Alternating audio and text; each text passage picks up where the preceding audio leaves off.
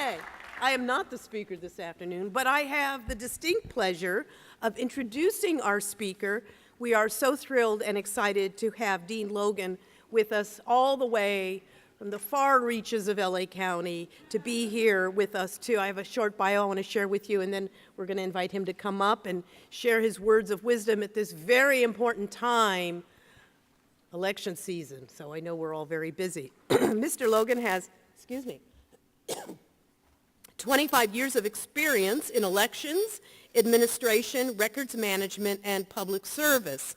Prior to moving to Southern California, he served as the Director of Records, Elections, and Licensing Services for King County, the state of Washington, as State Elections Director for the Washington Secretary of State, and as the elected County Clerk and Chief Deputy County Auditor in Kitsap, is that right? Kitsap County, Washington.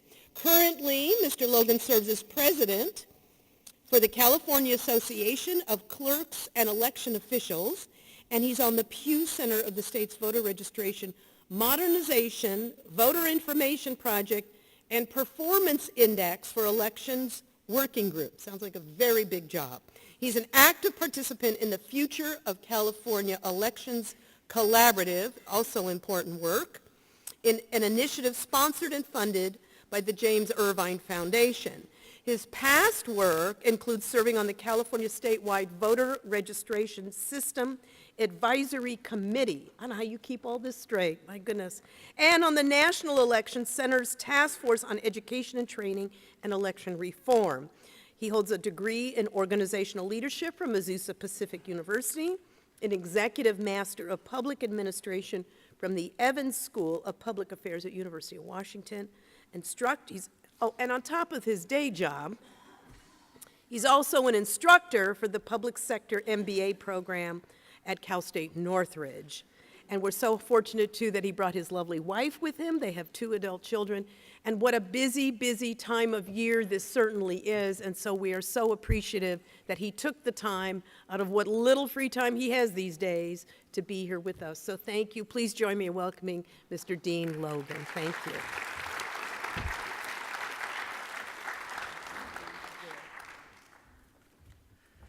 Thank you, Michelle. Well, good afternoon. It's great to be with you today at the annual Constitution Day Conference. I want to personally thank you for your service as teachers in our communities. Your job is vital to society, and I applaud you for giving back to our communities through the classroom. I'm sure I don't have to tell all of you that teachers play an important role in everyone's lives and help mold the future citizens of our country. You have a big job. And in my book, yours is one of the most admired professions. When I think about the people that have the most influence, who had the most influence in my life, and who have the most influence on our emerging electorate, it really is the work that you do and the work that you do in your classrooms. And I'm not sure that everybody truly appreciates and values that to the degree that they should.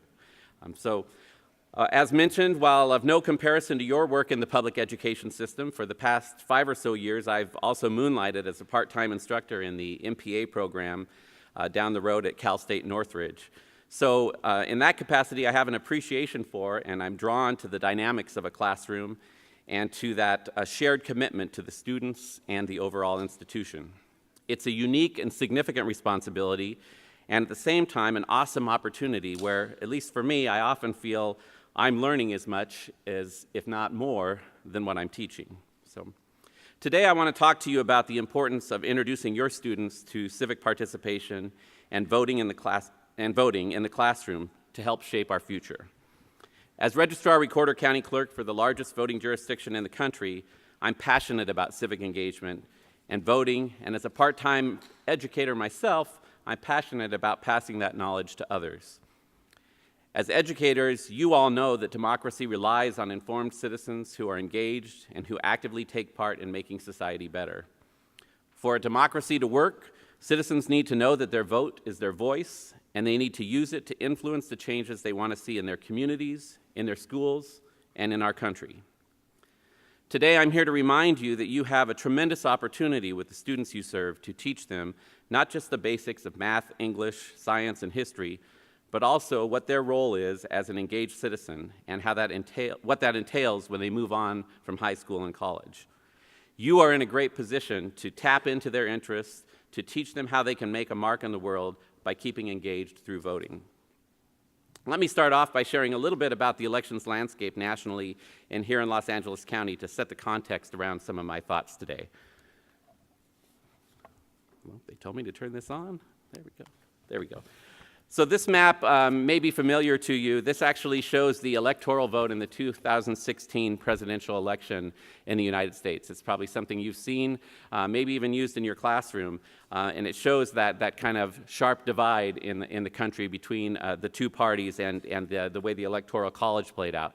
Here's a different version of that actually you may find interesting. This is what that electoral map would look like if we counted the non-participating voters in the count. So what I'm saying here is in all of those states, except those that are colored red and blue, the number of non-participating voters outnumbered the number of voters who participated in the presidential election. This is a significant visual about where we are in terms of the recognition of the value of voting and the importance of voting in our country today. These are just some headlines. Again, I think I share this maybe for my own therapy more than anything else, but this just gives you an idea. The other thing that's unique after the 2016 election is that I haven't seen in my 25 years of being an election administrator in this country is that there has not been one day since the November 2016 election that there hasn't been a headline still talking about the November 2016 election. And not just the politics of the election, but the mechanics of how elections are run and the threat of cybersecurity, of outside influence, and those kind of issues. So the challenge that we face is trying to bring up the relevance of voting and the importance of voting in our community to change that prior slide, but doing that in a time when people are bombarded with information that could easily give you the feeling that your vote doesn't matter or that it's not being counted. So another part of my ongoing therapy whenever I speak is I always have to talk a little bit about Los Angeles County as a jurisdiction. We are, as I said, the largest local elections jurisdiction in the country. We have an estimated population of 10.2 million, 6.2 million who are eligible to be registered voters, 5.1 million who are registered voters. To put that in context, that although we're a local government, we have more registered voters in Los Angeles County than 48 of the 50 states have statewide. So I always talk about Colorado is used as an example right now, is often used as an example of quality elections administration. Colorado has 40-some counties that do the work that we do in our office, but those 40-some counties combined have fewer registered voters than we have in Los Angeles County. So while we're a local government, we function very much like a state government. The other thing that's unique, and a lot of people don't recognize about Los Angeles County, is that we are diverse in every sense of the word diversity. So ethnic diversity, language diversity, economic diversity, geographic diversity. A lot of people think about Los Angeles and they think about downtown urban areas and Hollywood, but the truth about Los Angeles is we have a lot of urban areas as well, and a lot of places that are kind of out in the and working in the agricultural area and that type of stuff. So it really is a very unique and complex jurisdiction, which I actually really enjoy about that. Here's some statistics. I don't know if you can read those from here, but I think this is particularly important to the message today, that this shows the breakdown of that 5.1 million registered voters by age group in Los Angeles County. And here's an interesting fact, that voters under the age of 29 make up a plurality of the electorate in Los Angeles County for the first time in history, meaning that of any other age bracket, the largest age bracket of registered voters in Los Angeles County are those under the age of 30. Interestingly, that does not translate to their participation in the elections, and I'll talk about that a little bit later. The other thing that's interesting about age demographics in this context is that based on census data, the two fastest growing age populations in Los Angeles County are those under the age of 30 and those over the age of 65. So when we look at designing and delivering public services to those two extremes, it creates an interesting dynamic that we need to be paying attention to. So 2018 is the first election cycle where everyone who has been classified as a millennial is now of age to vote. So it's the first election, this upcoming election in November. All millennials are now eligible to vote, which is a pretty interesting statistic. And here's an exciting statistic for you as well.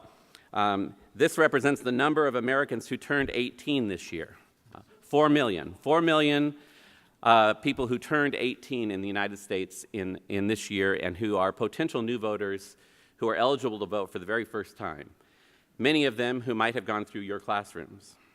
So the important question now is, do these 4 million new eligible voters know how important their vote is and what weight it holds?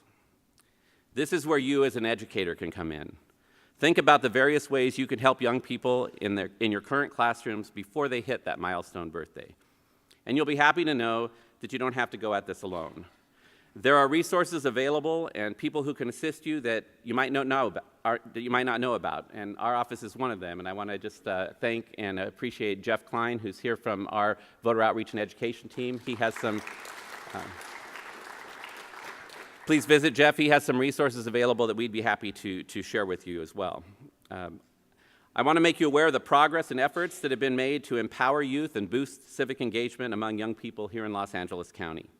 In the past year, LA County formally kicked off an enhanced high school student and youth outreach program focusing on voter registration and civic engagement through the implementation of Assembly Bill 1817 that was sponsored by former Assembly member and now Congressman Jimmy Gomez. Initially, the program focused on 4 LA Unified School District schools, and we partnered with the United Way of Greater Los Angeles to promote voter registration and civic engagement.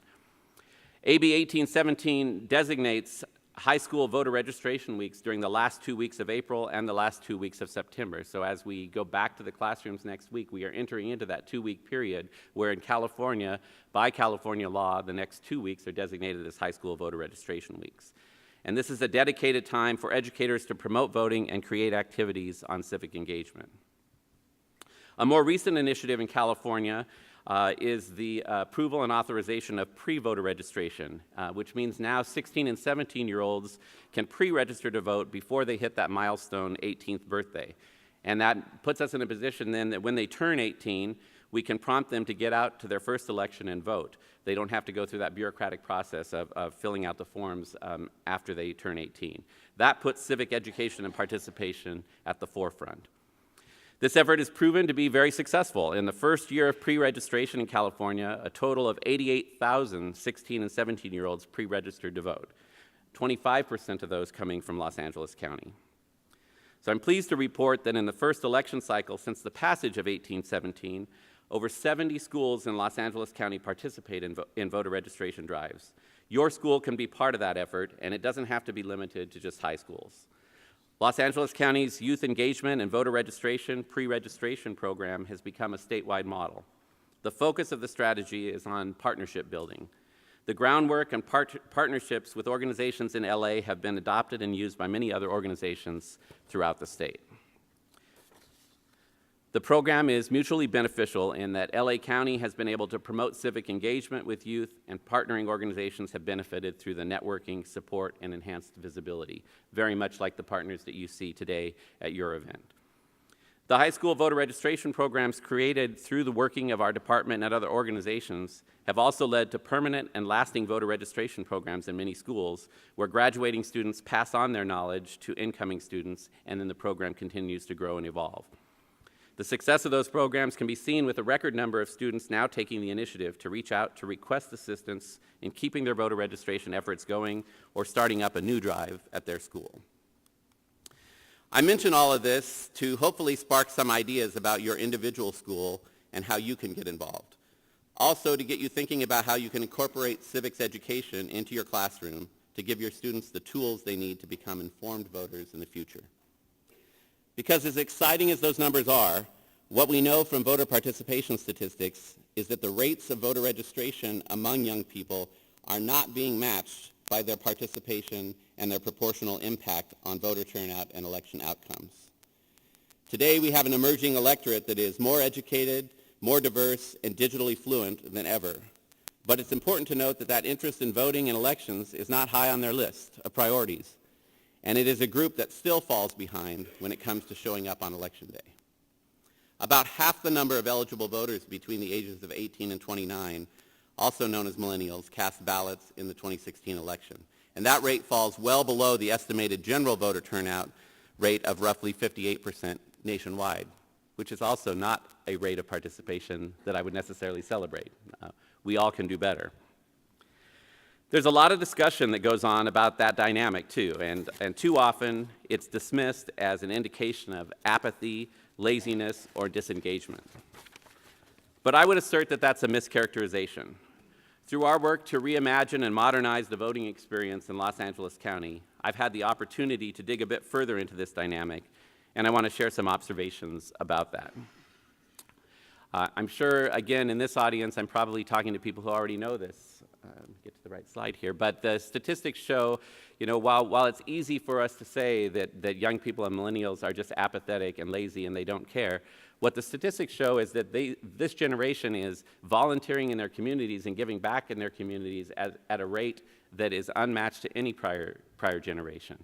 So they are engaged and they are involved. And so what that tells me, and what we need to pay attention to, is we're not bridging that gap between the significance of voting and the impact that it has. So it's not about apathy and about laziness. It's about connectivity and about engagement and relatability of our electoral process. It's about relevance. It's about understanding that in LA County that they are the largest voting bloc and they have the largest opportunity in an election to influence the outcome. We need to do a better job of making that case for them and having them see that. A lot of times people say that it's about laziness and that there's this expectation of millennials of convenience and that they don't want to work towards things. But the reality, when I talk to young people and when we've talked about modernizing the voting systems in Los Angeles County, it may surprise you to know we get asked all the time. One of the most common questions I get as registrar of voters is, when are we going to be able to vote on the internet or on our iPhone? And people tell me all the time, if you want the young people to vote, you're going to have internet voting or voting on an iPhone. Here's the myth about that.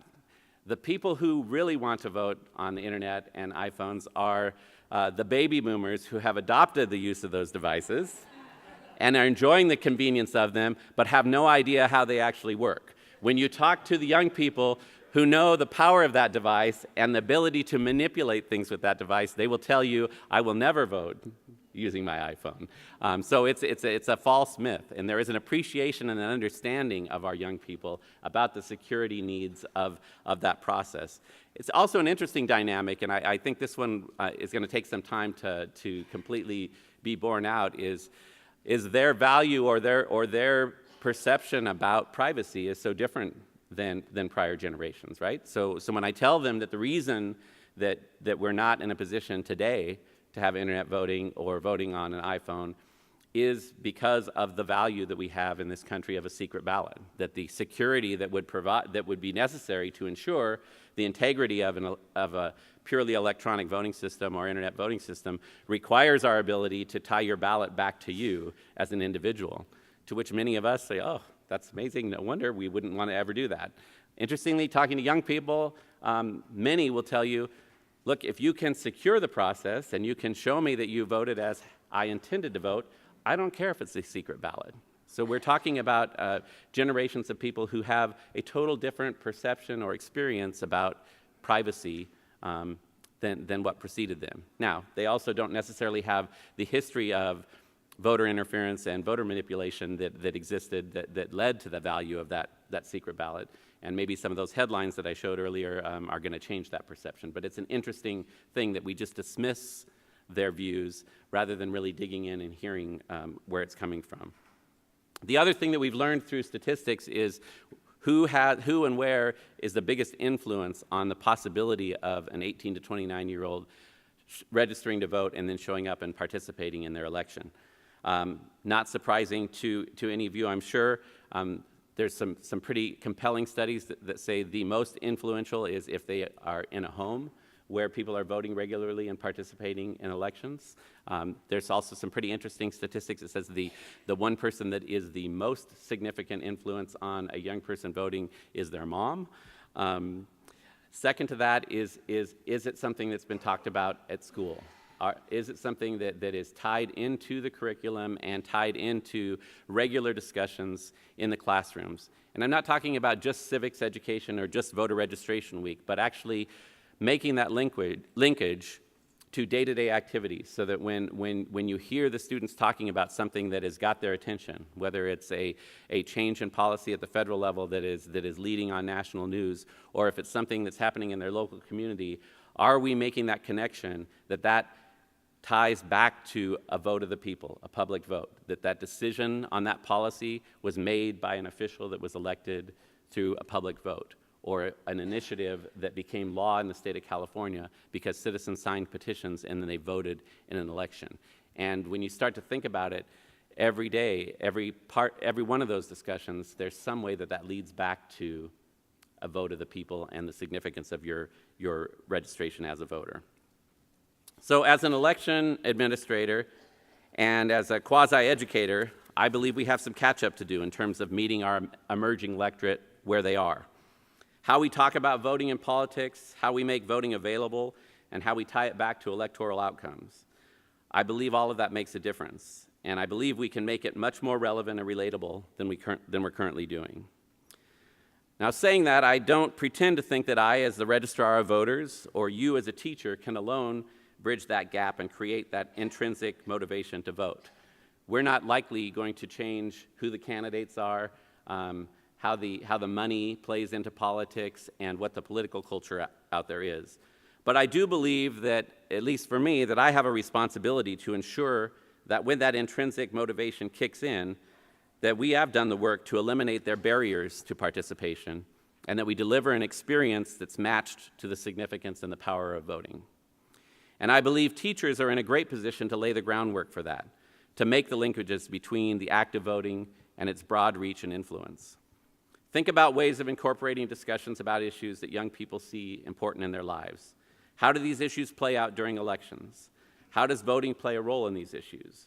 These are some interesting ways to incorporate this knowledge base into your classroom. A proper civics education is important too. You all know that. That's why you're here.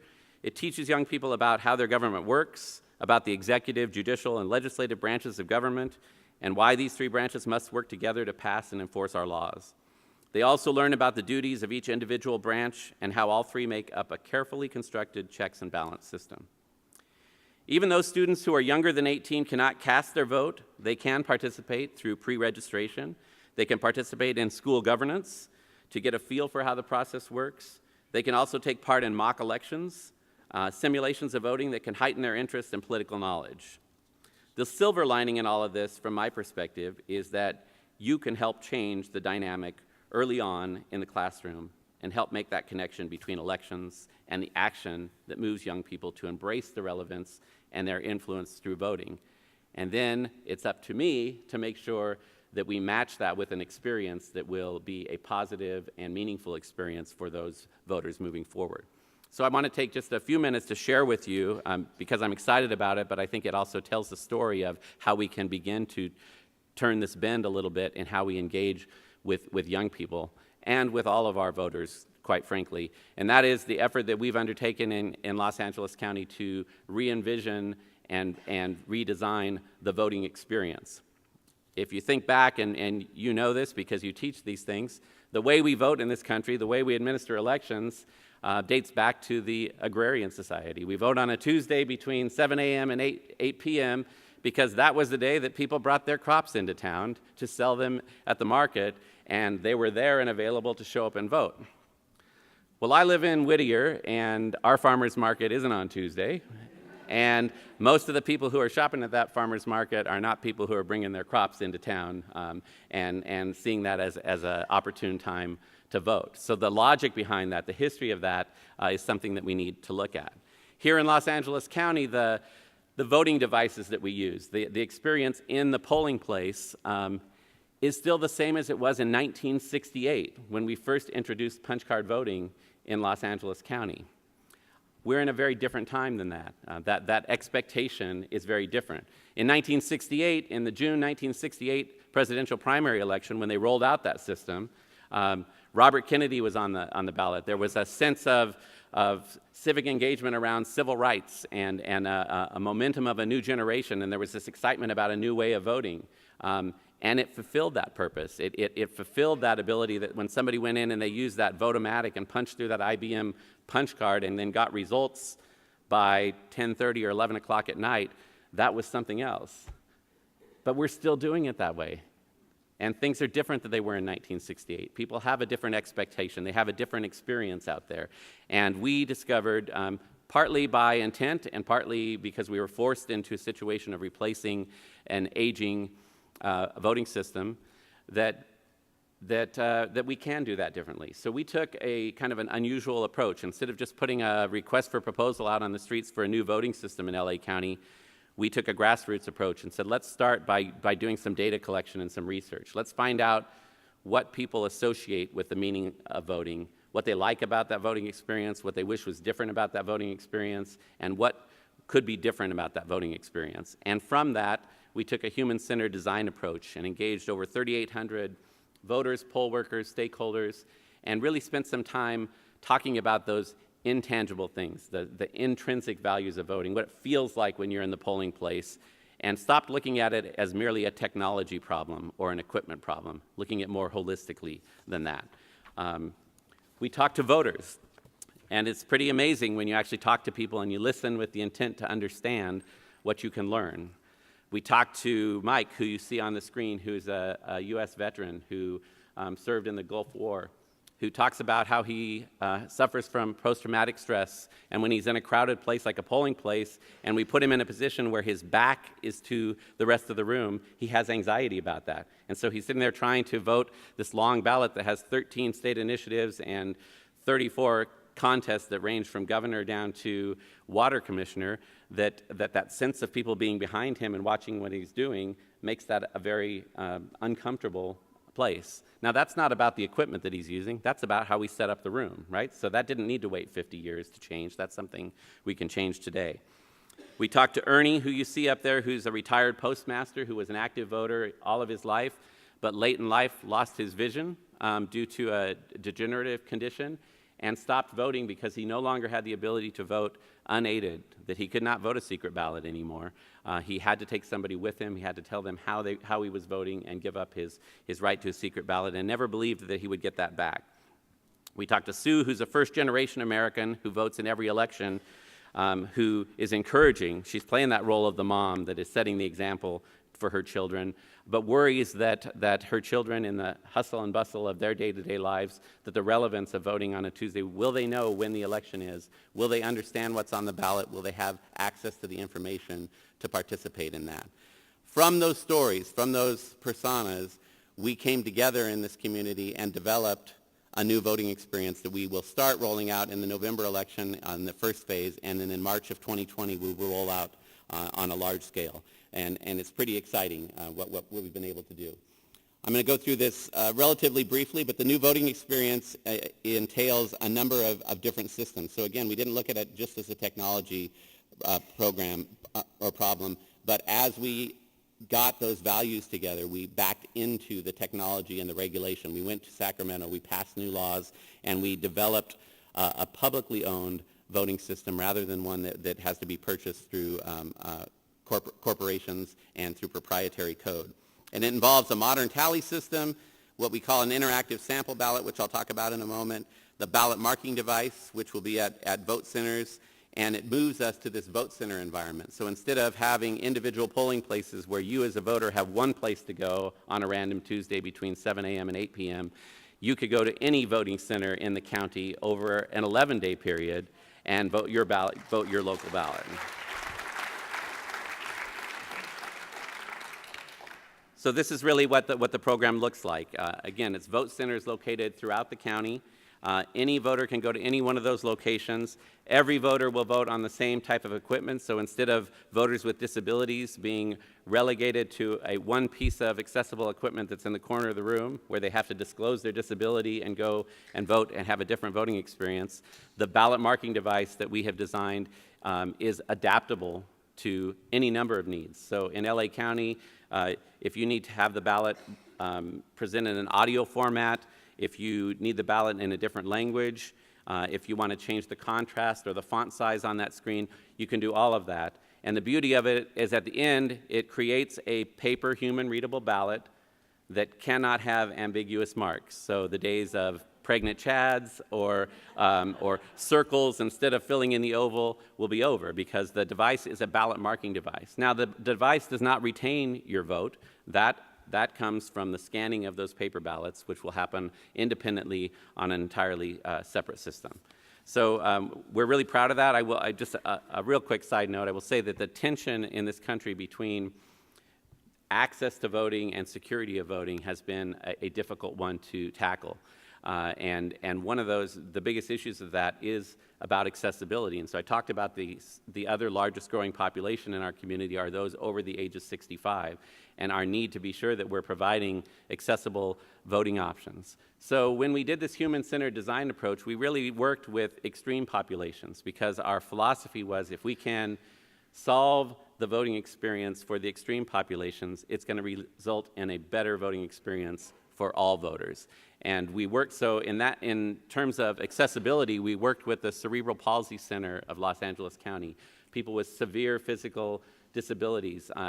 One of the most meaningful moments in my career was talking to these voters who, by the way, were regular voters, vote in every election, but have never voted a secret ballot. They have always had to have a staff member or a family member help them cast that ballot. We worked with them in very preliminary stages of the design process of this, literally with foam boards, sticky notes, and Sharpies, talking about how can we get to a voting system that allows them that access but still results in that paper ballot that gives us the security that we need to demonstrate the viability of the outcome. And we took back to that same center, those same voters, prototypes of the ballot marking device that I showed you. And we were able to watch several people, but in particular, I will always remember this gentleman who was in a wheelchair. He reclined it back, and using a dowel attached to the bottom of his foot, navigated through the entire ballot on that device and voted a ballot without the assistance of anyone else. Yeah, pretty remarkable. So we're very excited about that. That system will roll out again in LA County in March of 2020. One of the big issues there, and we will probably be partnering with educators in this, is while it was designed by and with voters, the other thing we know about all of us as humans is we don't necessarily expect things to be different, right? So this is a pretty radical change. So we have 5.1 million voters that we're going to have to educate on this between now and March of 2020 so they know what to expect.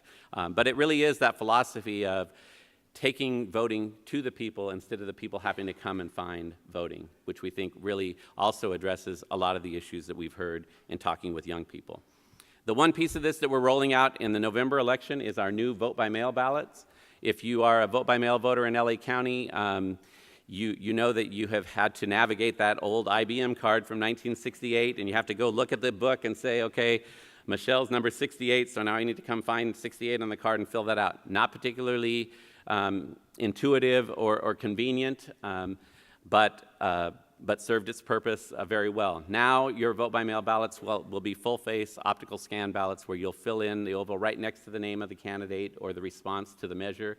And the best news of all is you will not need a stamp to return that ballot anymore. We're providing prepaid postage. I'm going to skip this because I already talked about it. Then finally, and this kind of circles back to our learning from talking with young people and this whole idea of, so what about those personal devices that we're all attached to that we can't live without, that are part of every other function of our day-to-day lives?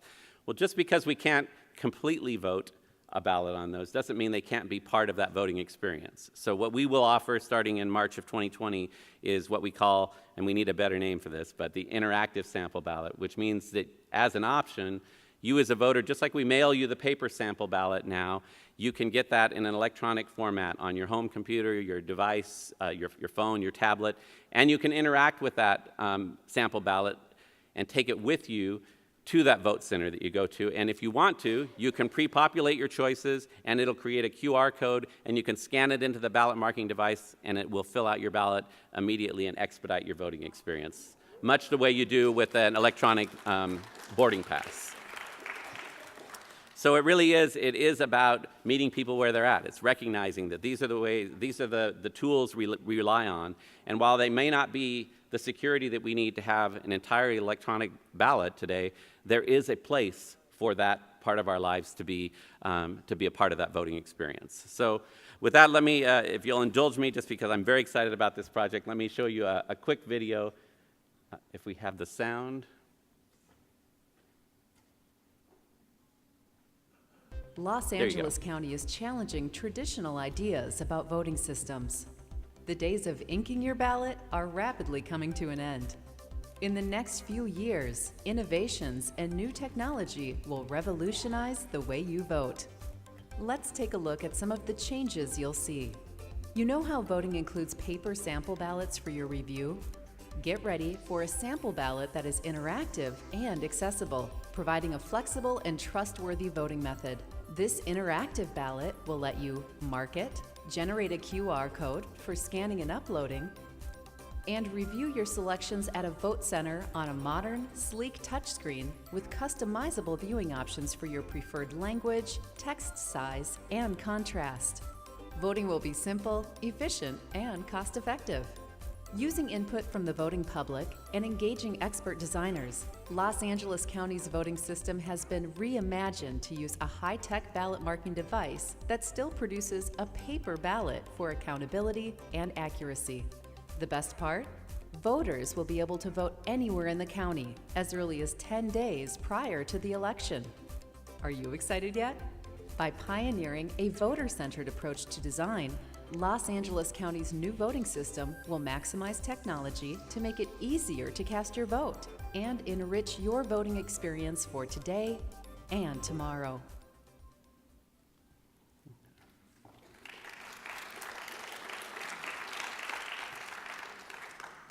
So in conclusion, I would just repeat that for me, I'm very aware that the future of our representative form of governance depends on the care and nurturing of the process and the infrastructure to facilitate voter participation.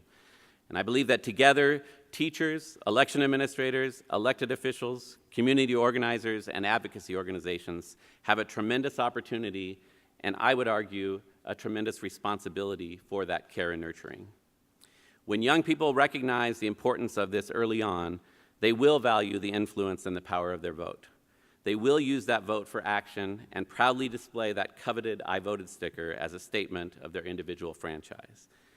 And now I may be dating myself, but I will just quote this from a song from my age that I really truly do believe that our children are our future, and it's up to us to teach them well and let them lead the way. And we can do that through civics education and for instilling the power and the influence of the vote through our classrooms and through an experience that represents that meaning when they show up to vote on Election Day. So again, I thank you for your service and for helping to inspire the next generation of voters. We have a big job ahead of us, but we have a tremendous opportunity to do that and to do it well. So thank you for the opportunity to be here.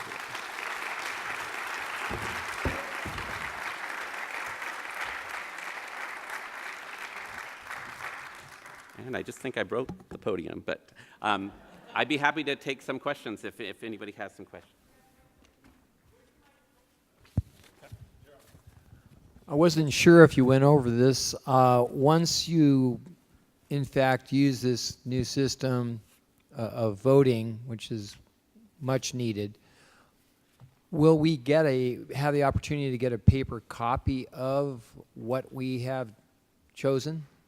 That's a great question. So the question is whether or not the new system provides you as a voter back a receipt that shows who you voted for. That gets back to this whole debate about a secret ballot and concerns and kind of in our history of vote buying and vote selling. So while that's not contemplated in the current system, you will get a stub or a receipt that shows that you cast a ballot and shows that your ballot has been processed. And that will enable you to, if you wish, to find out later that in fact it got back to our office and was included in the count. But it won't show your individual votes because that would detract from the secret ballot.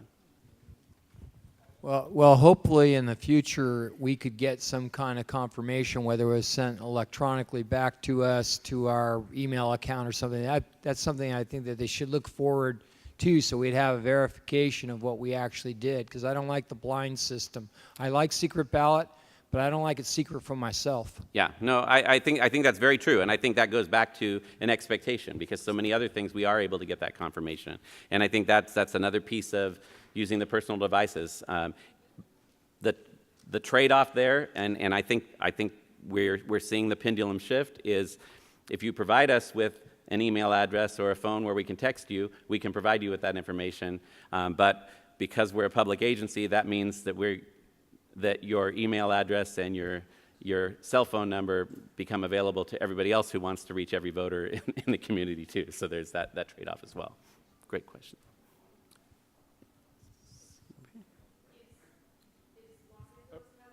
Do you mind? Is Los Angeles County the only one using this particular system?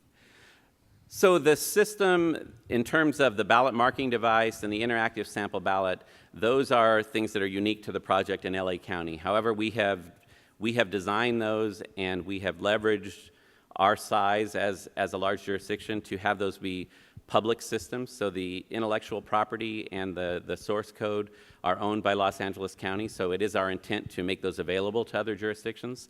The model of voting in terms of vote centers, the 11-day period, that is available on a local option to any county in California, and there were 5 counties that actually piloted that in the primary election in June: Sacramento, San Mateo, Nevada, Madera, and Napa County all started that in June. I think we will see more and more counties shifting to that model in the future.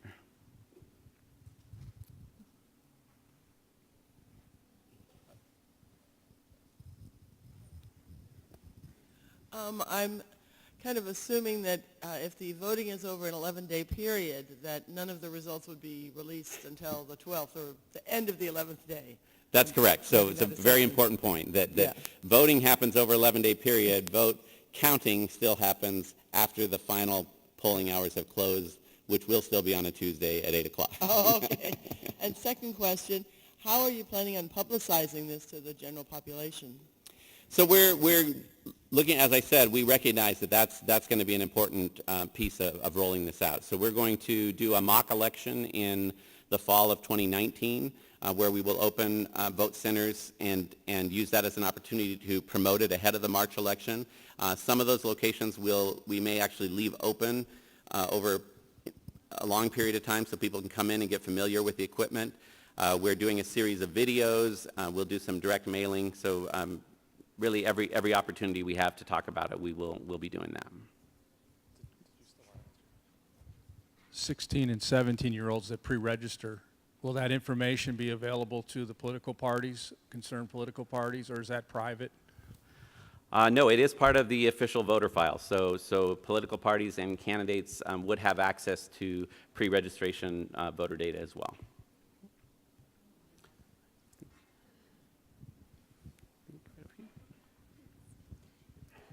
So I understand that they're going to be able to vote 10 days in advance. So that means that this station where the paper ballot that's not connected to any kind of data collecting system is going to be available for 11 days? Correct. However, the voted ballots will be secured and transported back to our central headquarters each day. So they won't be sitting out there in the community after the ballots have been counted. They'll be secured at our facility, and then on Tuesday, after all the polls have closed, then that's when we will process them and run results. So does that mean those booths are like unmanned booths? Yes, so the ballot marking devices are, yes, they are essentially ballot on demand booths. When you sign in, you'll get a blank ballot, so it will have the watermark, it'll be the official ballot, but the contest won't be printed on it until you run it through the ballot marking device, and then it will be a summary of the selections that you made you'll review that and hit cast the ballot, and then it'll go back into a secure ballot box on the back of the device. We're working really hard, I imagine many of us, helping to get students to pre-register to vote. Do you have any sense of how that's going at this point? So the pre-registration process itself is going very well. As I said, in pretty short order, over 88,000 pre-registrations in California alone. I have been pushing pretty hard on my colleagues and on our state officials to say that, you know, we need to be careful that pre-registration doesn't become just a feel-good process. So we got them pre-registered, they're on the books, but if we're not following up with those young people on a regular basis, A, they're not going to remember that they pre-registered, and B, they're not going to be at the address where they pre-registered when they turn 18, right? So if we really want that to translate into a higher rate of participation when they turn 18, then we have to invest the resources and the time into staying in touch with them. And I think part of that is keeping track, just like any other list maintenance program. Where are they? Letting them know what voting opportunities are coming up. Sending them a birthday card on their 18th birthday that says, you know, now you're a registered voter, those types of things. I worked a poll in June, and I know it was hard to get enough people to work our polling place. How will these changes affect your recruitment and having substantial staffing for it? Right, great question, and thank you for working at the polls. Really appreciate that. That is actually one of the reasons that, from an administrative standpoint, that we began looking at this model, is because right now for LA County we need over 25,000 people to work at polling places on election day at over 5,000 locations. While this will increase to an 11-day period, the number of locations will decrease. So we will be able to look at a different staffing model where we will still use community workers, volunteers to work at those locations, but we will also start employing more traditional seasonal workers for the county that will work at those particular vote centers. And by the way, over the 11-day period, there's a formula, and there's a number of locations that open on that 11th day, and then the number of vote centers actually increases during the weekend before the election. So those final 4 days, the number of locations gets even larger.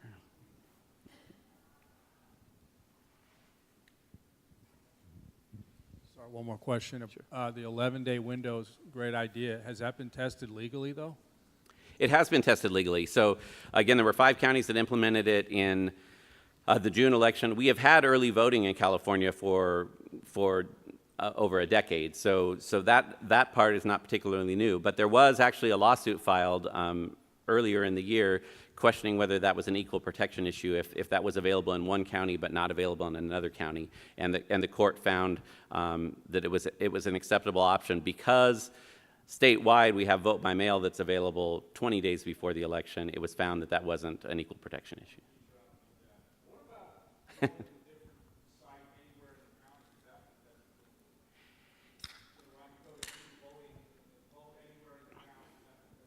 I don't think there's been a legal challenge to that. Again, that's something that has been used during the early voting period, because when you vote during weekend early voting, you can go to any particular location.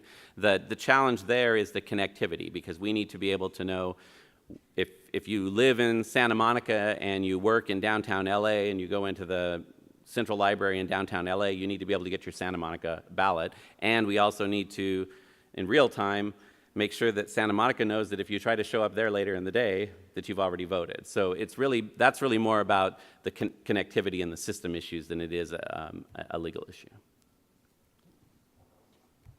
And given what you've just said, usually my voting precinct is the only place I can vote.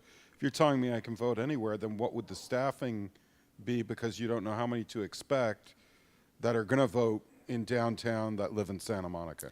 Right. I mean, so some of that is going to evolve as we have data available. I mean, we're going to have certain staffing needs at every one of those locations, and until we've held a number of elections on the new model, I mean, I think that's going to change over time. I think what we saw in the 5 counties that did it in June is that there was still a rush of people that showed up on Tuesday, because again, we're creatures of habit and that's what we expect. So I think we're going to have to plan for that. But again, we have the ability then over that 11-day period to promote that, to let people know, look, this is how many people have already showed up to vote or voted by mail. The longer you wait, the more likely you may have a longer waiting period when you show up to vote. So we're going to have to monitor those issues. And some of it's about geography too, right? So there are certain areas that are going to be lower population, but we're not going to want those voters to have to travel a long distance to vote. So we're going to have to set up a vote center in that area anyway. So will you have roving poll workers that this is Deb, we're going to put you over here where there's big lines? We will probably have some people who can move from location to location, and then there will be some a certain threshold of established number of people that have to be at any particular location. We also are looking at having mobile or pop-up locations. So again, if it makes sense at the Rose Bowl, where they have a huge farmers market on the weekend and there's a lot of people there, it would make sense to have a mobile unit go out there on the weekend. It wouldn't make sense to staff a vote center there during the week because nobody's there. But on the weekend, when there's a lot of people there, it makes a lot of sense to have a vote center.